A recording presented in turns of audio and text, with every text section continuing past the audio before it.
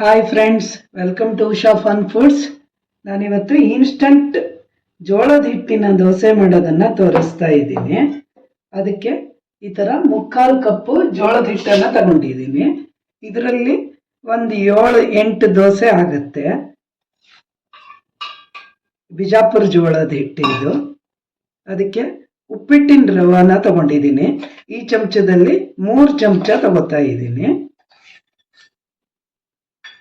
ಮತ್ತೆ ಅಕ್ಕಿ ಹಿಟ್ಟನ್ನು ತಗೊಂಡಿದ್ದೀನಿ. ರವಾ ಅದು ಚಿರೋಟಿ ರವಾರು ತಗೋಬಹುದು, ಉಪ್ಪಿಟ್ಟಿನ ರವಾರು ತಗೋಬಹುದು. ನಾವು ಉಪ್ಪಿಟ್ಟಿನ ರವೆ ತಗೊಂಡಿದ್ದೀನಿ. ಮತ್ತೆ 3 ಚಮಚ ಅಕ್ಕಿ ಹಿಟ್ಟನ್ನು ತಗೊಂಡಿದ್ದೀನಿ. ಇದನ್ನೆಲ್ಲ ಚೆನ್ನಾಗಿ ಮಿಕ್ಸ್ ಮಾಡ್ಕೋತೀನಿ. ಈಗ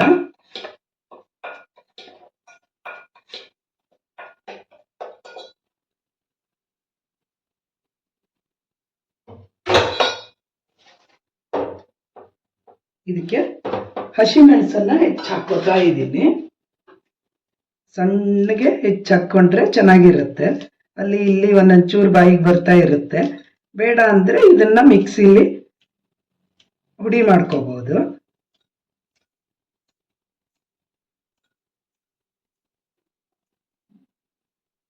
ಮತ್ತೆ ಕೊತ್ತಂಬರಿ ಸೊಪ್ಪನ್ನ ಹಾಕೋತಾ ಇದ್ದೀನಿ. ಇದನ್ನು ಕೂಡ ಸಣ್ಣಗೆ ಈ ತರ ಹೆಚ್ಚಿ ಹಾಕೊಂಡ್ರೆ ಚೆನ್ನಾಗಿರುತ್ತೆ. ಇದಕ್ಕೆ ಸ್ವಲ್ಪ ಜೀರಿಗೆ ಹಾಕೋತಾ ಇದ್ದೀನಿ. ಆಮೇಲೆ ಸಣ್ಣಗೆ ಹೆಚ್ಕೊಂಡಿರೋ ಈರುಳ್ಳಿನ ಸ್ವಲ್ಪ ಮಿಕ್ಸ್ ಮಾಡ್ಕೋತಾ ಇದ್ದೀನಿ. ರುಚಿಗೆ ತಕ್ಕಷ್ಟು ಉಪ್ಪನ್ನು ಹಾಕೋತಾ ಇದ್ದೀನಿ.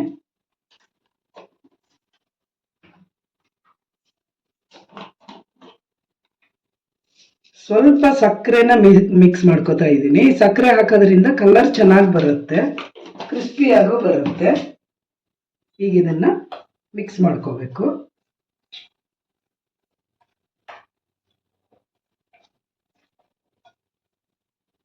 ಈಗ ಇದಕ್ಕೆ ನೀರು ಹಾಕೋತಾ ಇದ್ದೀನಿ. 3/4 ಕಪ್ ಹಿಟ್ಟು ತಗೊಂಡಿದ್ದೀನಲ್ಲ, ರವೆ ಅಕ್ಕಿ ಹಿಟ್ಟು ಎಲ್ಲ ಸೇರಿ ಅದು ಫುಲ್ 1 ಕಪ್ ಆಗಿದೆ. ಅದಕ್ಕೆ 2 ಕಪ್ ನೀರನ್ನು ಹಾಕಿ ಮಿಕ್ಸ್ ಮಾಡ್ಕೋಬೇಕು. ಈಗ ಇದನ್ನ ಗಂಟಿಲ್ದೆ ಈ ಥರ ಮಿಕ್ಸ್ ಮಾಡ್ಕೋಬೇಕು. ಮಿಕ್ಸ್ ಮಾಡಿ ಒಂದು 5 ನಿಮಿಷ ಬಿಡಬೇಕು. ರವೆ ಇದೆಯಲ್ಲ ಅದು ಚೆನ್ನಾಗಿ ನೆನೆಯುತ್ತೆ.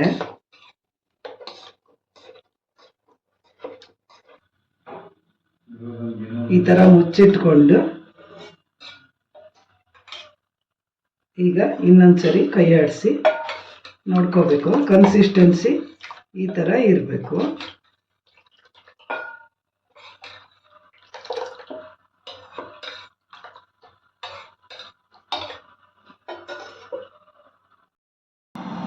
ತವ ಚೆನ್ನಾಗಿ ಕಾದಿರ್ಬೇಕು. ನಾನು ನಾನ್ ಸ್ಟಿಕ್ ತಗೊಂಡಿದ್ದೀನಿ. ತವ ಕಾದಿದೆಯಾ ಅಂತ ನೋಡೋಕ್ಕೆ ಈ ಥರ ನೀರು ಸಿಡಿಸಿದ್ರೆ ಗುಳ್ಳೆ ಗುಳ್ಳೆ ಆಗಿ ಬರುತ್ತೆ. ಈಗ ತವ ಕಾದಿದೆ. ಇದು ಹಿಟ್ಟು ಈ ಥರ ಹಾಕುವಾಗೆಲ್ಲ ಕೈ ಆಡಿಸ್ಕೋಬೇಕು. ಇಲ್ಲ ಅಂದರೆ ಹಿಟ್ಟು ತಳದಲ್ಲಿ ಕುತ್ಕೊಂಡ್ಬಿಟ್ಟಿರುತ್ತೆ. ಚೆನ್ನಾಗಿ ಕೈ ಆಡಿಸ್ಕೋಬೇಕು. ಇಲ್ಲಿ ಸ್ವಲ್ಪ ಈರುಳ್ಳಿನ ಸ್ಪ್ರೆಡ್ ಮಾಡ್ಕೋಬೇಕು.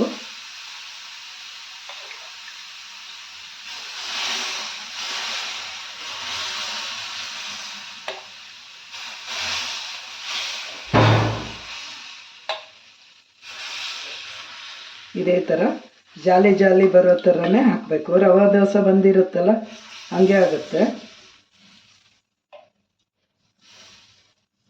ದೊಡ್ಡ ದೊಡ್ಡ ಜಾಲಿ ಬಿಟ್ಟಿತ್ತು ಅಂದರೆ ಈ ಥರ ಮಧ್ಯ ಒಂಚೂರು ಹಿಟ್ಟು ಹಾಕ್ಕೋಬೋದು. ಸ್ವಲ್ಪ ಎಣ್ಣೆ ಅಥವಾ ತುಪ್ಪನ ಹಾಕ್ಕೋಬೇಕು. ಈಗ ಮೀಡಿಯಂ ಉರಿನಲ್ಲಿ 5 ನಿಮಿಷ ಬೇಯಿಸ್ಬೇಕು ಇದನ್ನ ಫ್ರೆಂಡ್ಸ್. ನಿಧಾನವಾಗಿ ಬೆಂದ್ರೆ ಮಾತ್ರ ಕ್ರಿಸ್ಪಿಯಾಗಿ ಬರುತ್ತೆ. ಚೆನ್ನಾಗಿ ಜಾಲಿ ಜಾಲಿ ಕಾಣ್ತಾ ಇದೆ ಅಲ್ವಾ? ತಿನ್ನಕ್ಕೂ ಅಷ್ಟೇ ಟೇಸ್ಟ್ ಇರುತ್ತೆ.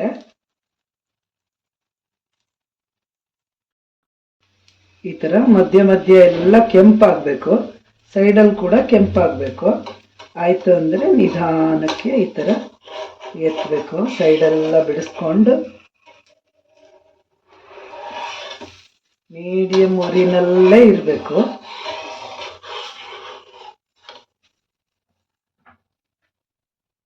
ನೋಡಿದ್ರಲ್ಲ ಫ್ರೆಂಡ್ಸ್, ಎಷ್ಟು ಚೆನ್ನಾಗಿ ಬರ್ತಾ ಇದೆ. ಅರ್ಜೆಂಟಾಗಿ ಮನೆಯಲ್ಲಿ ತಿಂಡಿ ಏನು ಮಾಡಬೇಕು ಅಂತ ಗೊತ್ತಾಗಲಿಲ್ಲ ಅಂದರೆ ದಿಢೀರಂತ ಈ ದೋಸೆ ಮಾಡ್ಕೋಬೋದು. ತುಂಬ ಚೆನ್ನಾಗಿರುತ್ತೆ.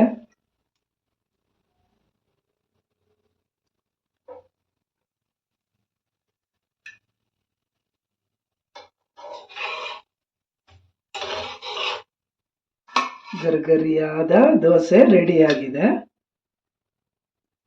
ಇನ್ನೊಂದ್ಸರಿ ಹಾಕುವಾಗ ಈ ತವಾನ ಒಂದ್ಸರಿ ಕ್ಲೀನ್ ಮಾಡ್ಕೋಬೇಕು.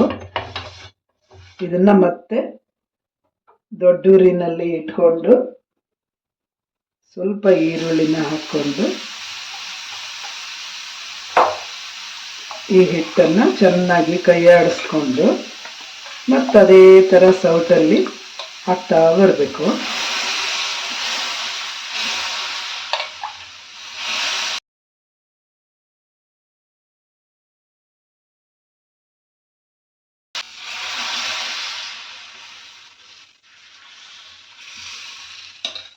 ಈಗ ಇದನ್ನು ಮೀಡಿಯಂ ಊರಿಗೆ ತಿರುಗಿಸ್ಕೊಂಡು ಸ್ವಲ್ಪ ಎಣ್ಣೆ ಹಾಕಿ, ಮತ್ತೆ ಎಣ್ಣೆ ಅಥವಾ ಬೆಣ್ಣೆನೂ ಹಾಕ್ಕೋಬೋದು ಫ್ರೆಂಡ್ಸ್, ಚೆನ್ನಾಗಿರುತ್ತೆ.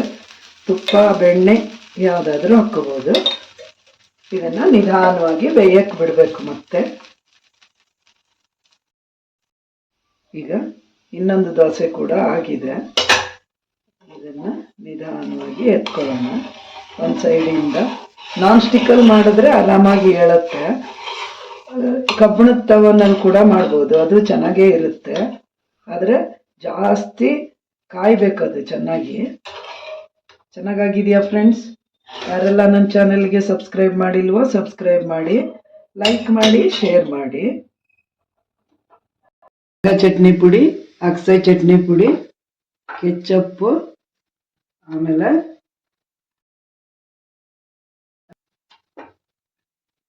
ಜೋಳದ ಹಿಟ್ಟಿನ ದೋಸೆ ರೆಡಿಯಾಗಿದೆ ಫ್ರೆಂಡ್ಸ್. ಯಾರೆಲ್ಲ ನನ್ನ ಚಾನಲ್ಗೆ ಸಬ್ಸ್ಕ್ರೈಬ್ ಮಾಡಿಲ್ವೋ ಸಬ್ಸ್ಕ್ರೈಬ್ ಮಾಡಿ, ಲೈಕ್ ಮಾಡಿ, ಶೇರ್ ಮಾಡಿ. ಚಟ್ನಿ ಜೊತೆ ಕೂಡ ಚೆನ್ನಾಗಿರುತ್ತೆ. ನನಗಿವತ್ತು ಚಟ್ನಿ ಮಾಡೋಕ್ಕಾಗಿರಲಿಲ್ಲ ಅಂತ ಚಟ್ನಿ ಪುಡಿ ಜೊತೆ ತಿಂತಾ ಇದ್ದೀನಿ. Thank you for watching. Bye bye.